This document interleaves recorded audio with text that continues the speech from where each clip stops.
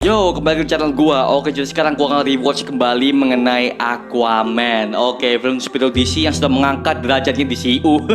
Setelah Justice League yang tahun 2017 sudah hancur, akhirnya 2018 James Wan rilis film Aquaman, dan itu secara timeline masih ada keterkaitannya dengan DCU. Oke, itu jujur aja film yang paling gua tunggu-tunggu setelah gua menonton Justice League. Harapan gua udah hilang pada saat gua lihat Justice League seperti Marvel. Jadi gua pada saat nonton itu sumpah keren banget, dan juga segi penataan kamera, sinematografi, dan juga CGI-nya gue suka banget. Dan realistis, render air tuh Pak ya. Kalau lo udah lihat Aquaman itu kan sebagian mereka kan sebagian besar kan itu kan di air.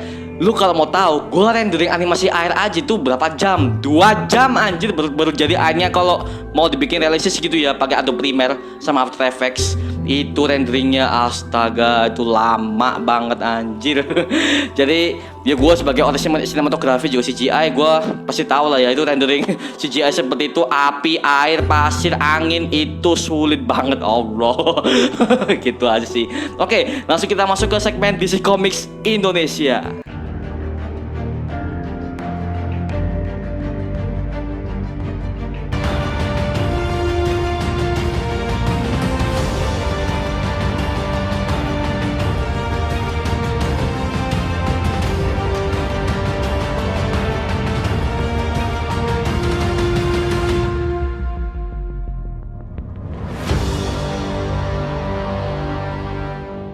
Oke, jadi sekarang gue membahas mengenai storyline Aquaman. Di sini ceritakan bahwa seorang penjaga mercusuar yang bernama siapa itu gue lupa anjir. Penjaga mercusuar itu menemukan ada satu orang Atlantis yang terdampar di situ, dan itu adalah cewek, ibu-ibu ya, dan dia menyelamatkan si wanita itu, dan dia bernama Atlana. Nah, si Atlana ini akhirnya ditolong sama si penjaga mercusuar itu, dan akhirnya mereka saling jatuh cinta, mereka saling menolong satu sama lain, dan akhirnya mereka mempunyai seorang anak yang bernama Arthur Curry. Oke, si Arthur Curry ini akhirnya beranjak dari kecil, remaja, dewasa. Itu gua seneng banget ya, karena transisinya dari dia pertumbuhannya itu sumpah keren banget. Dan juga gue paling suka scene di saat dimana si Atlana ini lagi battle pada beberapa bangsa Atlantis yang sudah mengepungnya. Pas si Arthur yang masih kecil dibaca buku cerita itu kan dia diserang tuh. Itu gue kelihatan banget bahwa si ibunya itu, si Atlana sama si suaminya itu ada CGI, jujur aja. Karena gue masih lihat ada pada saat si Atlana ngelempar tombaknya itu, si trisulanya itu agak tembus dikit. Gue masih ingat banget ada yang tembus dikit. Nah, itu gue bisa melihat banget, oh ini CGI, makeup CGI gitu ya. Jadi seperti itu green screen gitu ya. Dan juga ya pada saat gue lihat itu si ibunya kan terpaksa untuk pulang karena dia tidak ingin membahayakan daratan dan lautan karena hubungan yang terlarang dengan bangsa manusia. Jadi seperti itu anjir. Dan gue bisa merasakan bahwa si Arthur ini udah kehilangan ibunya dari dia kecil sampai dewasa gitu. Kasian banget ya. Oke, makin lanjut. Scene yang paling gue suka di sini adalah satu yang dimana si Arthur ini masih kecil dan dia berbicara dengan hiu pada saat para anak-anak lain membuli dia di situ. Anjir, itu gue lihat pada saat hiunya deng itu kan kacanya mau pecah tuh. Gue lihat di bioskop do. Sumpah itu gue inget banget ya pada saat mereka di deng hiunya megalodon itu, sumpah anjir itu gede banget. Jadi si Arthur ini punya kemampuan untuk berbicara kepada hewan-hewan laut yang bisa menuruti perintahnya. Nah, jadi seperti itu, itulah adalah kemampuannya si Arthur dari kecil. Nah, pada saat dia dewasa ada suatu misi di mana dia itu harus menghentikan para bajak laut yang berusaha untuk menyerang kapal selam kemiliteran gitu ya. Dan itu gue sumpah pada saat mereka nembakin badannya si Jason Momoa yang jadi Arthur Curry itu teng besi spek. Nomo sumpah gue yang lihat badannya si spek jadi bro. Andai kan gue punya badan seperti itu anjir sumpah. Pengen banget. Oke, makin lanjut kita menjadi bahas badan ya. lanjut.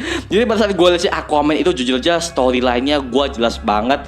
Dan ini filmnya nggak terlalu dark sih, nggak terlalu yang seperti BVS sama Man of Steel. Ini filmnya kayak film seperti itu biasa ya. Dan ini jokesnya yang nggak terlalu banyak juga sih gitu. Jadi nggak terlalu seperti Marvel gitu ya.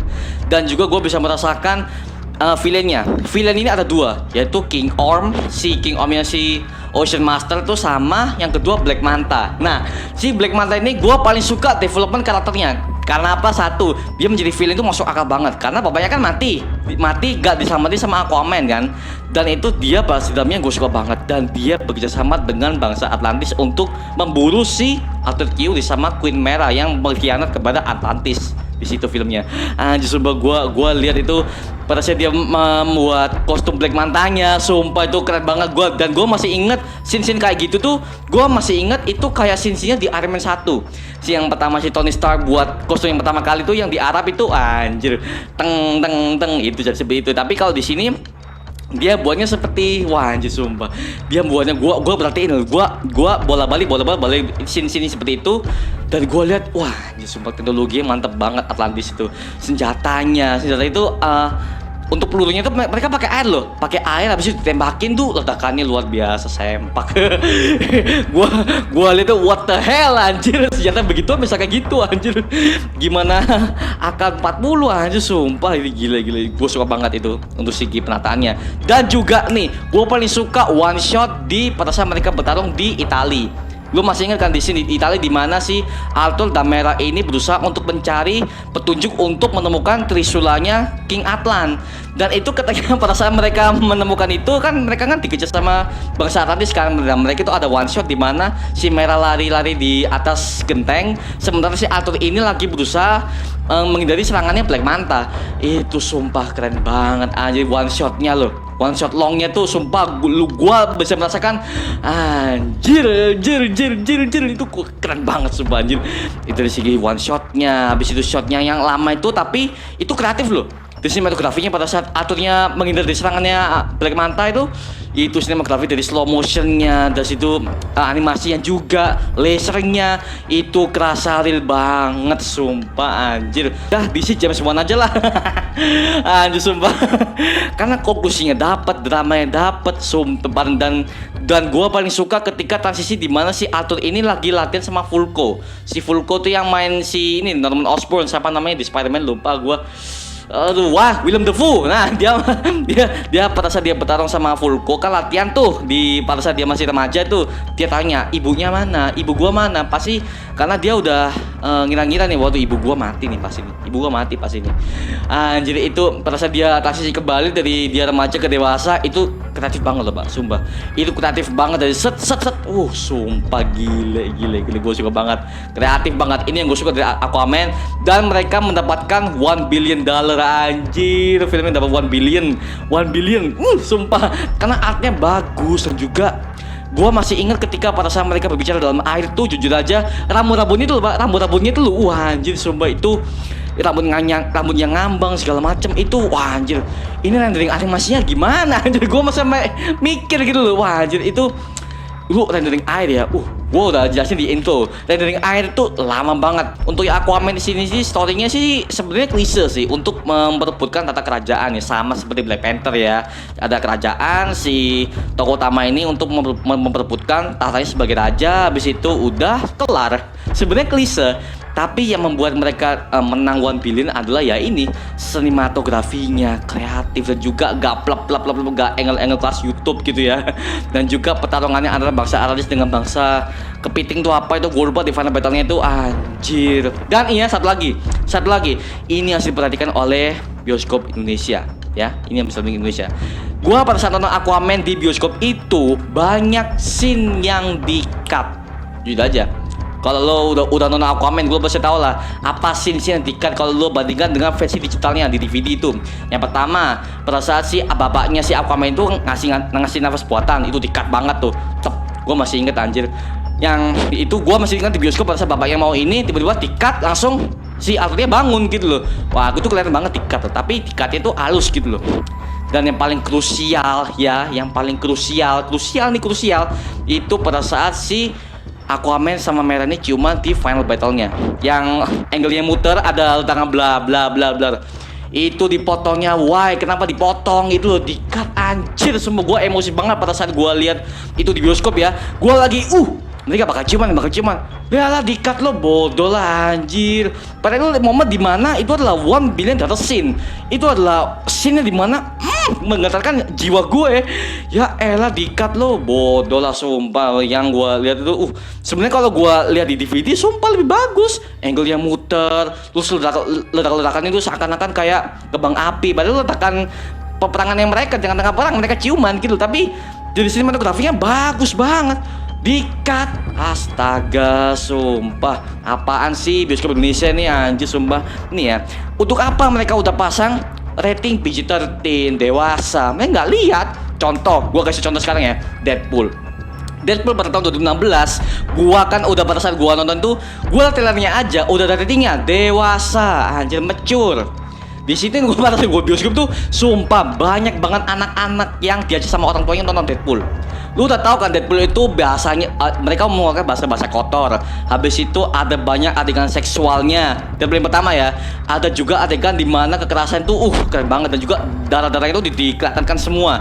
Dan Deadpool kan kalau lo kan udah tahu kan kalau si Deadpool itu dia tuh ngomongnya kotor semua dan juga itu fuck you off this shit yes. Kita sebagai dewasa kan ya biasa-biasa aja, kita menganggapnya ini lucon gitu, tapi bagi anak-anak kan nggak boleh gitu loh. Jadi ya anjir gua masih ingat ya pertama kali pada saat gua nonton Deadpool 2 tuh, Deadpool 2 gua masih ingat Deadpool 2 itu kan ada orang tua yang ngajak anaknya kan. Nah itu gue masih ingat ada adegan di mana itu ada potong-potong daging. Ada sini banyak potong-potong daging, gue lupa ya. Potong daging itu dan tiba-tiba anaknya, wah anjing itu apa itu serem. Anjir lo orang tua gimana sih anjir. Nih ya, nih Indonesia harus tegas. Jujur aja.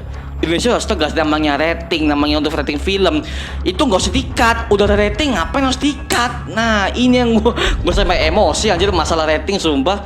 Ya inilah penyakitnya bioskop Indonesia, karena udah ada rating ngapain dikat. Contoh selain Deadpool, Jumanji pada saat gue lihat di si Dwayne Johnson cuman sama si yang main yang di Avengers apa namanya gue lupa, yang jadi yang biru di Guardians of the Galaxy siapa gue lupa anjir.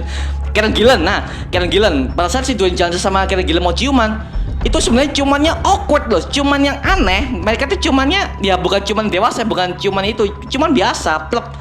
Dikat loh, bodoh lah anjir. Aduh, please lah jangan dikat lah anjir. Itu di mana momen di mana itu adalah pendekatan si tokoh utama dengan tokoh utama yang satunya untuk pendekatan karakter. Itu harusnya jangan dikat, apalagi di versi bioskop, bodoh lah anjir. Dia bilang katanya nanti ada anak-anak yang nonton, ya salah orang tuanya yang ngajak anak-anaknya. Aduh, sumpah, aduh itu aduh, bodoh lah, males lah itu. Ya inilah yang bikin Indonesia tuh makin gak tegas soal perfilman ya gitulah. Mereka mau main aman tapi ya gitu, bodoh lah anjir. Masalah ciuman, soal ciuman tuh, untung ya kalau di Aquaman tuh ada scene dimana si Ratu Atlanta ini ciuman sama si bapaknya Aquaman. Kalau itu sampai dikat juga, gua bakal marah banget sumpah. Itu scene yang untuk pendekatan karakter lain ini ciuman itu kan adalah aslinya kan untuk mendekatkan karakter satu karakter lain kan. Itu dikat. Kalau itu sampai dikat juga, gua pakat tuh bioskop. Kesel gua. Yang ngekat di siapa sih anjir? Gua nggak tahu yang ngekat di lembaga apa, gua nggak tahu, tapi yang jelas ya ini Aquaman kalau lo mau nontonnya bener-bener, karena teman-teman gua yang pernah nonton di IMAX tuh nggak dikat. Tahu gitu gua nonton di IMAX aja anjir daripada gua nonton di bioskop yang biasa anjir sumpah. Udah buang uang, habis itu dikat. Gua rugi banyak anjir. Akhirnya pada saat itu gua langsung nungguin digitalnya aja lah, bodo amat lah. LK21 masih banyak. Oke, jadi seperti itu ya Aquaman ya, contoh film ini benar-benar bagus banget lah. Film ini bagus banget jujur aja. Sebagai film seperti itu ini bagus banget karena ya itu CGI-nya tutup sama CGI sama storyline-nya juga flashback-nya ini yang gua suka banget. Flashback-nya dari awal dia kecil, remaja, dewasa sampai dia menjadi raja, itu gua suka banget. Ambisinya untuk menjadi raja itu keren banget, dia bisa memerintah para rakyatnya dan juga memimpin bangsa Atlantis, itu yang gua suka. Anjir, karena gini, tokoh utama itu kalau dalam film seperti itu biasanya dia itu akan digambarkan sebagai orang yang penuh dengan semangat dan juga kalau dia diundang untuk menjadi raja, dia akan berusaha untuk menjadi raja. Nah gitu. Tapi kalau si Arthur ini kebalikannya, justru dia itu tidak ingin menjadi raja karena dia merasa dia kurang pantas, karena dia merupakan setengah bangsa Atlantis dan bangsa manusia, dua ras gitu kalau dia di situ ya. Itu yang gue suka sih, karena si Arthurnya kayaknya dia tuh nggak peduli, dan juga segi pendalaman development karakter si Arthur Curry ini, dia yang awal itu hanya sebagai pemabok dan juga penjelajah lautan, penjaga lautan. Habis itu berubah kembali menjadi The King of the Atlantis, bro, anjir. Gue suka kostumnya tuh, kostumnya yang udah kostum yang sisik orange tuh ya, sama kostumnya yang Aquaman tuh, sumpah keren banget anjir. Dan itu pantas banget dipakai sama Jason Momoa. Dah, gue langsung menunggu sequelnya Aquaman kedua nih gimana nih. Makanya gue untuk tahun depan 2021 kan mungkin bioskop udah buka ya. Please lah Aquaman kedua, please dah. Anjir, gue pengen banget untuk melihat Black Manta, Black Battle sama Aquaman lagi gimana. Habis itu katanya Ocean Master si King Orm akan balik lagi katanya ya, gue masih menunggu sih gitu. Oke, untuk skor film ini gue kasih 8 dari 10. Jujur aja 8 dari 10 karena semuanya jelas, konklusinya jelas, terus battle-nya juga epic banget. Ada million dollar scene dimana itu ciumannya mereka itu gue suka banget, adalah pendalaman si Mera sama Arthur tuh, aduh suka banget, gue suka banget sumpah. Jujur aja film kayak gini ini harus dipertahankan gitu loh. Dan gue langsung mikir, aduh daripada DC daripada anjur terus, karena kebanyakan penulis skrip juga itu kan mulai apa gitu. Mending James Wan aja lah yang ngatur semua lah. Kalau DC dibuat sama James Wan semua, fix Batman, Superman sama Wonder Woman sama Green Lantern kalau dibuat ya, itu DCU akan bisa menyaingi MCU kalau dipegang sama orang yang mengerti film. Udah gitu doang, orang yang mengerti film sama timnya udah mengerti sinematografinya gimana, jalur cintanya gimana, penulis skripnya yang utama nih ya, skripnya jangan sampai yang kayak BB Superman. Marta bodoh lah. Oke, ya itu aja video kali ini guys. Ya itu aja, gue udah ngomong panjang lebar anjir.